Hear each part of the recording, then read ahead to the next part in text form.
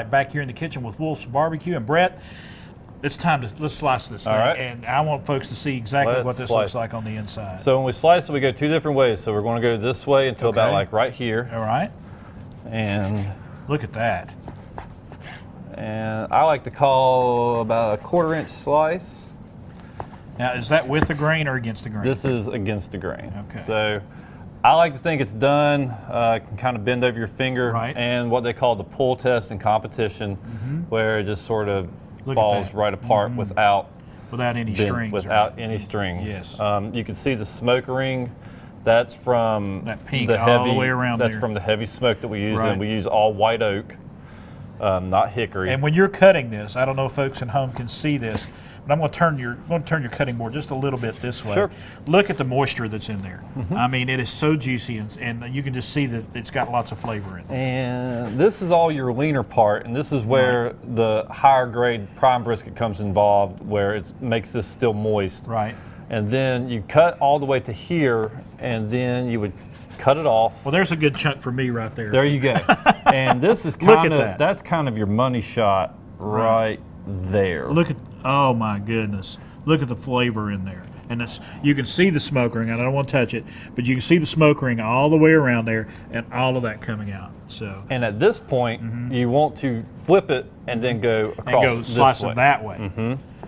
And I like those end pieces with those burnt ends on them. There you go. And this would be like right there in the middle. In my opinion, this is the best part. All this fat has rendered down, and it's just get you a loaf of French bread and make you a sandwich. Exactly. It's extremely moist and extremely flavorful right here. And you're serving this up every day. Every day. Yeah. And we cook fresh. We don't leave it for days on end. We don't cook it on Monday and serve it all week. This got cooked overnight last night, along with the other briskets, and that's what's being served at the restaurant today. All right, very good.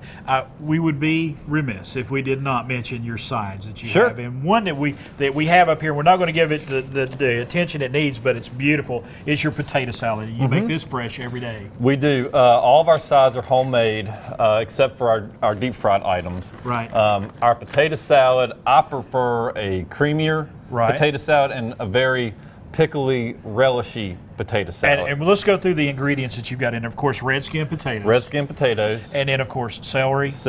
Onions. I'll let you do it. Your recipe. Not a problem. Mustard.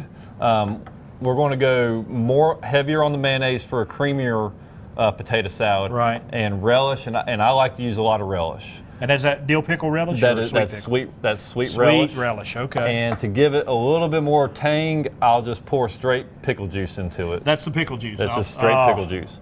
Man. For creamier, when you cut your potatoes and boil them, for real creamy, you want to cook them longer until they're almost, in my opinion, mush. Yeah. And then mash them immediately. All right. If you want to have it chunkier, cook them less and don't mash quite as much at all.